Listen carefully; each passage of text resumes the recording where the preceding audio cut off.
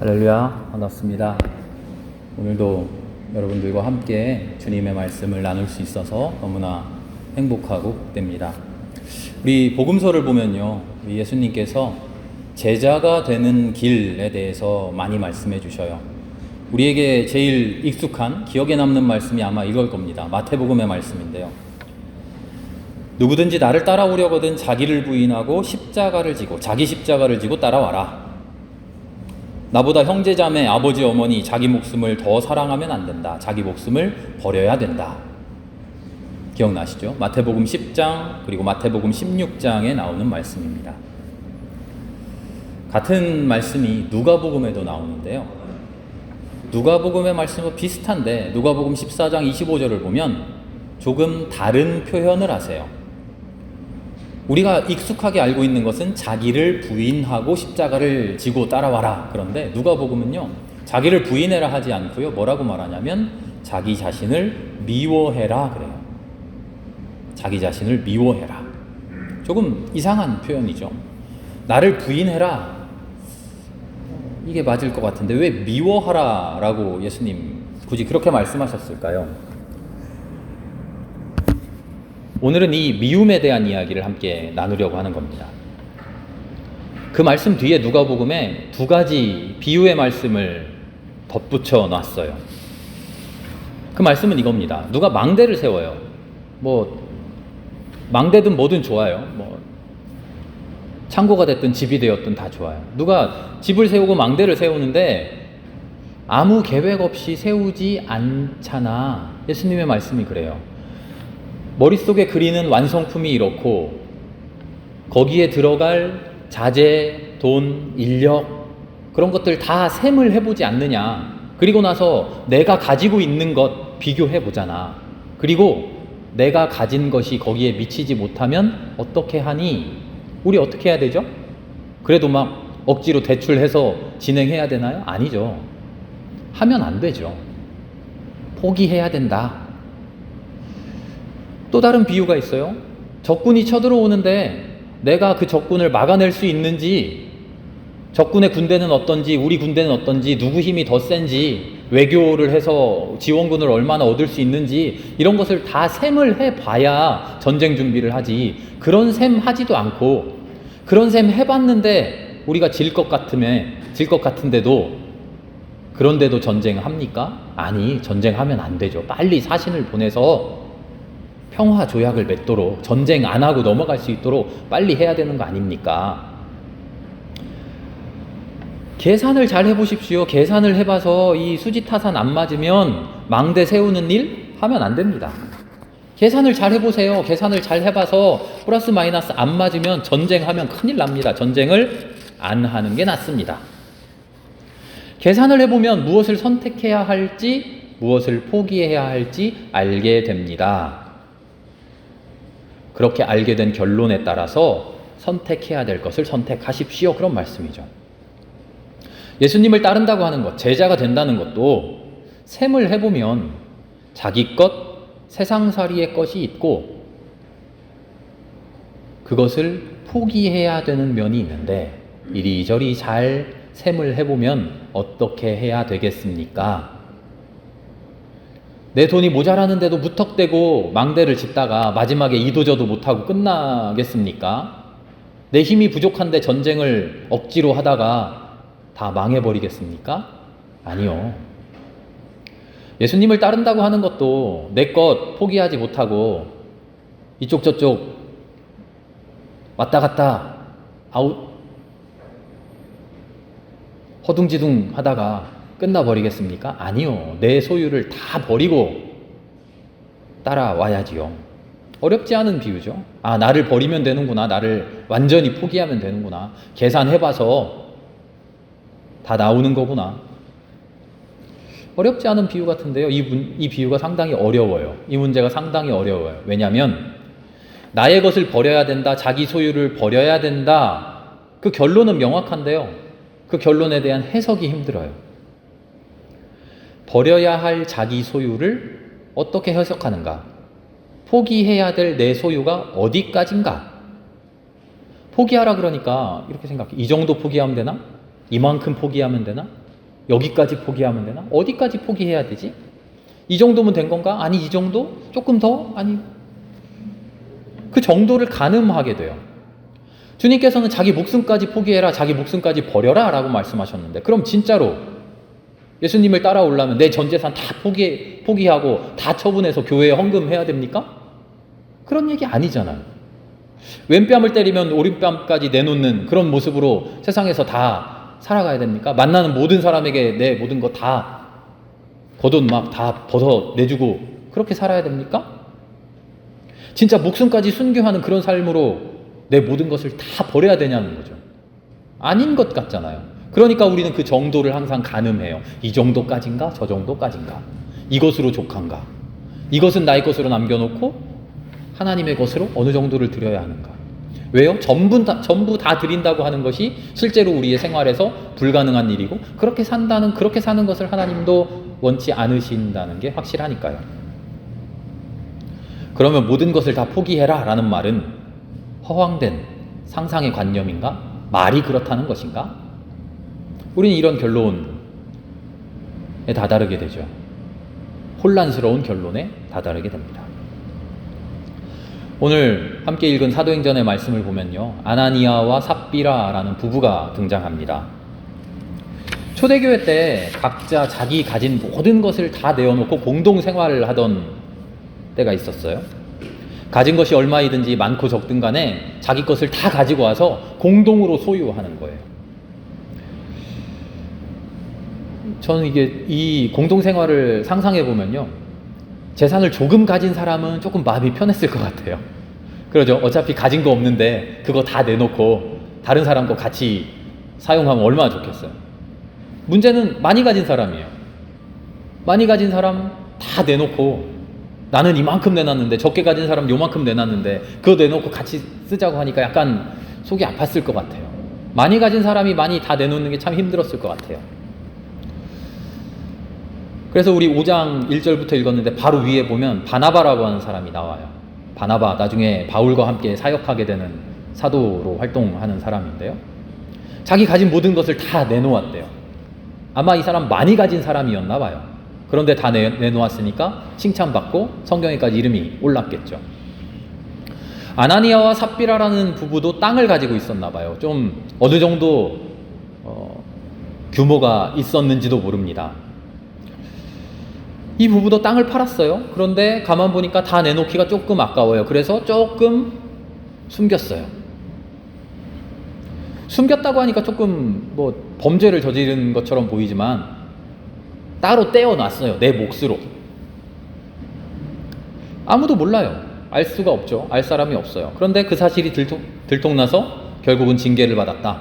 징계도 보통 징계가 아니라 하나님의 징벌을 받아서 그 자리에서 즉사하는 그런 벌을 받았다.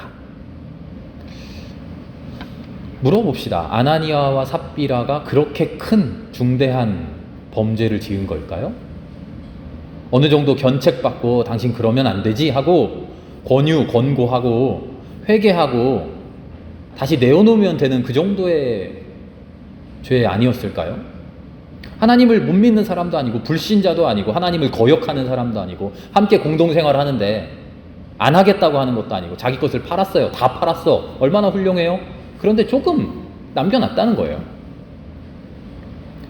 계산을 해봐라 했는데 얼마나 현명하게 계산 잘했어요. 한편으로는 교회에 충성해요. 한편으로는 하나님께 충성해요. 하지만 어떻게 될지 모르니까 한편으로는 내 삶의 방편도 남겨놨어요. 아주 현명한 사람이잖아요. 성경은 이 이야기를 통해서, 성경이 이 이야기를 통해서 우리에게 전해주고자 하는 것은 삶의 원칙, 삶의 질서, 어느 것을 선택할 것이냐 하는 거죠. 하나님을 믿는다고 하는 것은요, 어떤 원칙을 선택하고 살아가느냐 하는 거예요. 선택이라는 말이 중요해요. 믿느냐 안 믿느냐의 문제지 어느 정도 믿느냐가 아니라는 거죠. 이만큼이면 된가? 이것으로는 부족한가? 조금 더 해야 되나? 그런 정도를 가늠하고 있는 우리 앞에서 아니다. all or nothing. 전부이거나 아무것도 아니거나. 누가복음의 말씀도 그래요. 망대를 세우는데 내가 가진 거에 따라서 대충 요 정도 세우고 말 것이냐가 아니라 계산을 해봐서 세우거나 말거나, 전쟁을 하는데 내 능력에 따라서 요 정도 싸우고 말 것이냐가 아니라 제대로 싸우거나 안 싸우거냐. 신도들이 공동생활을 하는데 그 질서를 따를 거냐 말 거냐지, 어느 정도 발을 이 정도 섞어서 요만큼 내서 공동생활도 하고 다시 발을 빼서 요만큼 나 혼자 살고, 그 정도를 내 마음대로 할 수 있는 게 아니라 이 선택을 하거냐 이 선택을 할 거냐, 이것을 선택했으면 이것을 포기해야 되고 이것을 선택했으면 저것을 포기해야 된다. 성경은 그것을 말해주고 있어요. 세상의 원칙대로 살 거냐, 자본주의의 원칙대로 살 거냐, 아니면 하나님의 질서 그리스도인의 삶을 살 거냐, 양립할 수 없는 선택의 문제라는 거죠. 그런데 그 선택의 문제 앞에서 우리는 항상 둘 다 어정쩡하게 양발을 걸치고 있는 거예요. 바울의 표현대로 하자면 완전한 존재의 변화가 이루어져야 되는데 완전히 존재가 변화하지 못하고 살짝 이 정도만 변화한 걸로 됐지 하고 스스로를 위안하고 있는 거죠. 그리고 하나님께도 이 정도면 된 거 아니에요? 하고 하나님과 거래하려고 그러고 있다는 거죠. 4장 32절을 읽어보면요, 신도들이 한마음 한뜻이 되었다라고 적혀 있어요.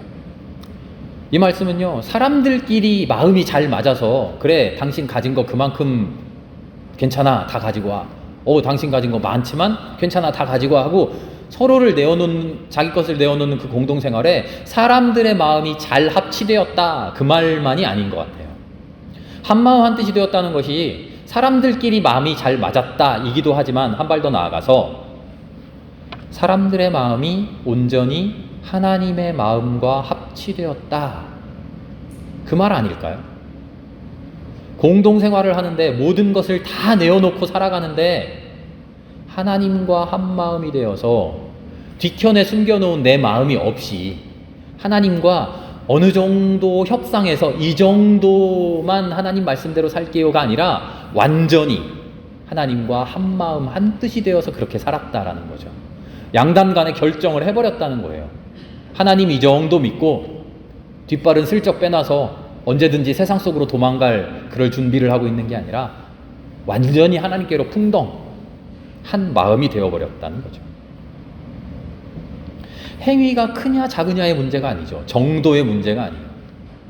요한 크리소스톰이라는 교부가 있는데요, 이분은 1절의 말씀과 2절의 말씀을 분리해서 생각하자 그래요. 1절의 말씀을 보면 아나니아와 삽비라는 훌륭한 사람이에요. 자기 가진 것을 모두 팔았어요. 자기 가진 것을 모두 팔았어요. 엄청난 덕이죠. 엄청난 선행이에요. 큰 선행을 했어요. 그런데 2절을 보면 조금 숨겼어요. 작은 악을 범했어요. 자, 큰 선과 작은 악이 있습니다. 누구나 그렇지 않나요? 자기 자신을 돌아보면 선도 있고 악도 있어요. 그 크고 작음의 차이가 있을 뿐이죠.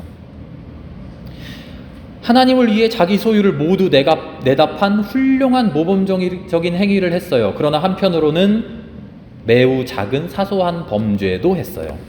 우리는 이렇게 생각합니다. 큰 훌륭한 일을 했으니까 그 작은 일은 덮여지겠지. 그 작은 정도는 할 수 있겠지. 그런데요, 요한 크리소스톰 이분은 이렇게 얘기해요. 나의 덕이, 나의 선행이 아무리 크고 클지라도, 내가 행한 악이, 나의 잘못이 아무리 작고 사소할지라도 함께 존재할 수 없다. 함께 존재하는 한 그 큰 선은 모두 악이 되어버린다. 결국은 악이다. 예수님도 분명히 말씀하셨죠. 두 주인을 함께 섬길 수 없다.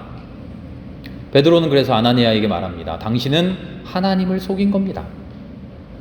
하나님을 믿고 따르는 문제에서 이것 아니면 저것이다, 하나님 믿느냐 마느냐의 문제지 이 정도 믿고 되었다, 그런 건 없다는 거예요.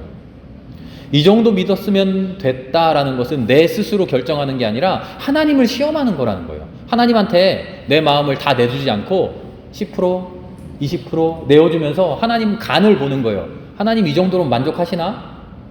좀 불만족하시네? 조금 더 드리고. 만족하는 것 같으면 조금 더 뺐다가 50% 정도 드렸다가 하나님 만족하는 것 같으면 40% 정도 드려보고 그래도 만족하시네? 그럼 한 30% 정도 드려버리고 이 정도로 만족하시네? 그럼 그 하나님과 딜하겠다는 그런 마음? 안 된다는 거예요. 하나님을 시험한다는 거예요. 아니, 하나님을 섬긴다라고 하는 것은 온전히 내어드리거나 아니면 온전히 내어드리는 것이 아니면 하나님을 섬기는 것이 아니다. 아나니아와 삽비라가 끝까지 포기 못하고 붙들고 있었던 것, 그것은 하나님을 반역하고 하나님을 거역하고 하나님께 등 돌리는 중죄가 아니었어요. 하나님을 섬기는 마음 분명히 있었어요. 하나님을 사랑하는 마음 분명히 있었어요. 그리스도인으로서의 공동생활 하고 싶었어요. 하려고 했어요. 그러나 포기 못하고 가지고 있었던 조그만 것, 그것이 그들에게 끝까지 남아 있었던 거죠. 사소해 보이는 이기심이었어요. 별것 아닌 듯 보이는 욕심이었어요. 우리도 생각해보면 누구나 다 그렇지 않아? 라고 인지상정, 이해할 수 있는 그런 마음이에요. 인간 본연의 마음이에요. 누구나 다 가지고 있는 마음이죠. 그것이 바로 나라고 하는 인식, 나라고 하는 개념이에요. 자아라고도 말할 수 있고 자기라고도 말할 수 있겠죠. 내 안에 도사리고 있는, 내 안에 또아리를 틀고 있는 절대 없어지지 않는 나라는 존재예요. 내 안에 내가 누구든지 꼿꼿하게 살아있어요. 살아서 자기 주장을 펼쳐요. 그런데 그 주장이 얼마이든 간에 그 주장이 큰 사람이면 자기 욕심을 크게 부리면서 살고 그 주장이 작은 사람이면 작은 일, 사소한 일에서 자기 욕심을 채우겠죠. 그 자기 주장이, 자기 욕심이 큰 사람이 악한 사람이고 그 자기 욕심, 자기 주장이 작은 사람은 선한 사람일까요? 정도의 차이를 우리에게 묻고 있어요. 예수님 뭐라고 말씀하셨냐면 자기를 온전히 버려라. 그런 것 없어야 된다 라고 말씀하셔요. 자기 주장이 얼마든 간에, 자기 욕심이 얼마든 간에 내 안에 조금 남아있으면 내가 사랑한다고 하는, 하나님을 섬긴다고 하는 나의 결단, 나의 고백, 나의 실천, 나의 선행, 그 모든 것은 일시적인 결단과 일시적인 신앙에 머물고 말아요. 잠깐 한눈 팔면 하나님을 향한 사랑, 하나님을 믿는 믿음, 하나님의 말씀대로 살겠다는 실천, 그 모든 것들이 잠깐 한눈 팔면 뒷곁으로 밀려나 버려요. 그리고 차차 먼지가 쌓이겠죠. 내 안에 들어있는 나라고 하는 생각, 내 안에 들어있는 나라고 하는 주장, 나의 것, 나의 마음, 나의 생각, 나의 욕심, 나의 자아, 이것은 사실 적그리스도도 아니고요, 사탄 마귀도 아니에요. 하나님께서 창조해 주신 피조물의 본성이에요. 자연스러운 나의 한 부분이죠. 그런데 문제는 내가 이 나라고 하는 나의 생각에 붙들려 있으면 마침내 하나님을 부인하게 되는 근본적인 악의 씨앗으로 자리하게 된다는 거죠. 하나님이 우리 안에 악을 창조해 주셨다는 게 아니라요, 하나님이 우리에게 창조해 주신 것인데 하나님이 아닌 것을, 그것을 절대적으로 계속 붙들고 있으면 마침내 그것이 악으로 자라나게 된다는 거죠. 성서가 우리에게 증거해 주시는 구원의 핵심은요, 그런 나에게서 벗어나 마침내 하나님께로 온전히 나아가는 과정이죠. 아나니아와 삽비라에게 하나님의 구원이 임했다면 아나니아와 삽비라는 조금 남아있는 자기 자신을 향한 욕심, 내 것을 챙기려고 하는 그 마음, 나를 위안하려고 하는, 하나님을 섬기려고 하지 않고 나를 섬기려고 했던 그 마음을 조금씩 부인해가면서 온전히 하나님께로 나아가는 그 과정을 겪을 수 있었겠죠. 그런데 우리가 고민해야 되는 것은 이 나라고 하는 것, 나라고 하는 이 존재, 나에게서 마침내 끊어내 버릴 수 없다는 사실이죠. 하나님은, 예수님은 자기를 부인해라 라고 말씀하셨는데 아무리 부인하고 부인해봐야 부인되지 않아요. 내 속에 계속 남아 있어요. 깨끗이 없앨 수가 없어요. 내 곁에 항상 도사리고 있어요. 그래서 누가복음의 말씀에서 예수님은 표현을 달리 하셨던 겁니다. 자기 자신을 부인하고 자기 십자가를 지고 나를 따라와라 라고 말씀하셨는데, 그 말씀을 오해하니까, 그 말씀을 제대로 이해하지 못하니까 자기 자신을 부인해라 하지 않고 다른 표현을 하신 거예요. 자기 자신을 부인해라고 하니까 내 안에 있는 나의 마음 없애려고 노력을 해요. 내 안에 솟아나는 하나님이 아닌 다른 생각 없애려고 노력해요. 그런데 우리는 인간이기에 그 생각이 없어지지 않아요. 계속 남아 있어요. 그래서 예수님 누가복음에서 다른 표현을 하신 거예요. 자기 자신을 미워해라. 없앨 수 없습니다. 부인할 수 없습니다. 우리는 인간이기 때문에 나를 향한 마음, 내 것을 챙겨두려고 하는 마음, 모든 것을 하나님을 나라를 위해 팔았지만 그 중에 하나, 에이 이 정도는 괜찮잖아 하는 그 마음이 내 마음속에 남아있어요. 그 마음 자체를 없애버릴 수가 없어요. 우리는 인간이니까요. 예수님은 그래서 그 마음을 두고 그 마음을 미워하라 라고 말씀하셔요. 애써 끊어내려고 하니까, 끊어지지 않는 것, 부인되지 않는 것을 없애려고 하니까 매번 실패해야 돼요. 실패할 수밖에 없어요. 그래서 성공하는 방법을 알려주신 거예요. 미워해라. 내 안에 있는 마음, 나라고 하는 존재, 끊임없이 하나님을 거역하고 솟구치는 그 나를 미워하라는 거예요. 이 미움은 원망하고 저주하고 말살하는 그런 미움이 아니에요. 그런 미움이 아니라 품어내고 위로하고 이해해주는 그런 미움이에요. 안타까워하는 미워함이에요. 사실 이것이 하나님이 우리를 향해 보여주시는 하나님의 사랑의 방식이에요. 하나님은 우리를 사랑하십니다. 모든 인류를, 모든 존재를 구원하시려고 하죠. 마침내 온 세상을 구원하셔요. 그런데 어떻게 사랑하고 어떻게 구원하시나요? 하나님의 사랑의 방식을 한번 가만 들여다보세요. 하나님 눈에 이쁜 놈들만 사랑합니까? 나쁜 놈들 다 쓸어 없애버리고 이쁜 놈들만 데리고 구원하시나요? 아니요. 예수 그리스도의 십자가가 그렇잖아요. 예수님 잘 따라오고, 예수님 말 잘 듣고, 아버지 집 버리고 그물도 던져버리고 예수님 따라오는 그 사람들만 데리고 예수님이 교회 만들고 그 사람들만 데리고 하나님 나라 건설하시지 않았어요.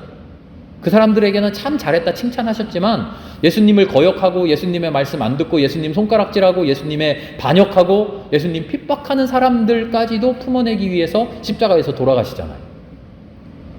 하나님이 온 세상을 다 품어 안아서 그 모든 것과 하나 되신 것이 하나님이신데, 하나님이 그 안에서 하나님에게 반대되는 것, 하나님에게 거역되는 것, 그것을 끊어내버리지 않으셨다는 거예요. 부인해버리지 않으셨다는 거예요. 하나님의 사랑의 방식은 하나님 안에 있는, 하나님의 품 안에 있는 하나님의 반대되는 생각들, 하나님을 거역하는 사람들, 하나님을 미워하는 사람들, 그 모든 사람들까지 품어내셨다는 거죠. 어떻게 해요? 그래도 돼, 맘대로 해가 아니라 너희들의 생각, 너희들의 행위, 행실은 참 밉다. 그러나 나는 너를 사랑할 것이다. 굳이 부인했던 사람들, 돌 던졌던 사람들, 핍박했던 사람들, 박해하는 사람들, 저주하는 사람들, 그 모든 사람들을 품어냈어요. 너희들의 행위, 너희들의 마음, 너희들의 행실, 그것은 잘못이야. 그것은 내가 참 미워. 그러나 그 존재를 사랑함으로써 품어냈어요. 계속 미움을 받았어요. 하지만 그 사랑이 인정받지도 못했어요. 하지만 그래도 끝까지 품어냈어요. 그리고 그 사랑이 이긴다고 확신했죠. 그 승리가 결코 눈에 보이지 않아도 그랬어요. 그래서 믿음은 보이지 않는 것들의 증거라고 성경은 권면하죠. 내 안에 내가 있어요. 그런 내가 있어요. 하나님과 결코 양립할 수 없는 악한 근원이 내 안에 항상 도사리고 있어요. 우리는 그것을 끊어내려고 하지만 끊어내지지 않아요. 매 순간 나를 유혹해요. 좋은 게 좋은 거 아니야? 이 정도면 된 거 아니야? 아무도 모르잖아. 때로는 그럴듯한 말로, 때로는 무시무시한 말로 어르고 달래면서 우리의 마음을 유혹해요. 그럴 수 있습니다. 우리는 그런 존재입니다. 그게 우리의 진짜 모습입니다. 끊어내려고 하고, 감춰두려고 하고, 억지로 부인하려고 하면 불가능한 일에 힘만 들죠. 억지로 외면하고 있다가 그 마음이 힘을 얻게 되면 오히려 우리는 그 마음에 휘둘리게 되죠. 왜 끊어내지 못했을까? 자책하게 되죠. 그러면 어떻게 할까요? 하나님의 방식을 따라야 됩니다. 내 옆에 둡니다. 내 옆에 품어 줍니다. 그러나 미워하면서 말이죠. 너 왜 이런 마음을 가졌니? 안타까워하면서 말이죠. 아직도 이런 마음 버리지 못했니? 인정해주면서 말이죠. 그래, 괜찮다. 그래, 그럴 수 있지. 너 아직 열이구나. 하나님께서 악한 행실은 끔찍이도 미워하셨지만 그 악을 행하는 나를 끝까지 사랑하셨던 것처럼 말이죠. 선과 악을 두고 칼같이 판단하자면 나는 하나님 앞에 결코 살 수 없는 그런 존재 아닙니까? 그러나 하나님 나를 사랑하셨잖아요. 내 행위를 미워하시면서도 나를 끝까지 품어내셨잖아요. 우리가 우리 존재를, 내 스스로를 그렇게 생각하자는 거죠. 나에게서 솟아나오는 그 마음을 미워하되 그런 나 자체를 사랑해 줘야 됩니다. 위로하고 위로해 줘야 됩니다. 오늘도 그런 마음 들었구나. 하나님께 모든 것 바치고자 했지만 조금 따로 떼어놓고자 하는 그런 마음 나에게서 또 솟아나는구나. 괜찮다. 그러나 그 마음은 참 밉구나. 살아가는 모든 순간순간들 앞에서 모든 상황 속에서 머리를 들고 자기 주장을 하기 시작합니다. 그런 나를 맞닥뜨려야 됩니다. 그리고 그 나에게 휘둘리지 말고 좋은 말로 위로해야죠. 너의 그런 마음이 참 밉다. 아직도 그 마음이 내 안에 남아있어서 참 마음 아프다. 그러나 나는 너를 사랑한다. 그럴 수 있다. 그래도 된다. 의기소침하지 말아라. 상심하지 말아라. 하나님이 나에게 힘 주시니까 그 힘 가지고 그 마음 이겨내자. 하나님 나에게 힘 주시니까 그 힘 가지고 내가 너를 잘 지켜보고 있을게. 내가 너를 하나님의 마음으로 잘 인도해 볼게 하고 나를 향해서, 나 스스로를 향해서 계속 위로하고 사랑으로 품어내야겠습니다. 그것이 주님께서 우리에게 말씀해 주신 자기 자신을 부인하고 자기 십자가를 지고 따라와라 하신 말씀 아닐까요? 미워하되 사랑하지 않는, 함께하되 흔들리지 않는, 그렇게 품어내는 일, 그것이 바로 그리스도의 마음으로 살아가는 일일 것입니다. 내 안에 있는 그 마음 인정합시다. 바라봅시다. 그러나 미워합시다. 그러나 또 사랑으로 품어내 봅시다. 마침내 우리도 주님과 함께 온 세상을 품어내는 작은 그리스도로 한 발 한 발 성장할 수 있을 것입니다. 먼저 나를 품어가는, 먼저 나를 미움으로 품어가는 그런 우리들 되어봅시다. 함께 기도하겠습니다.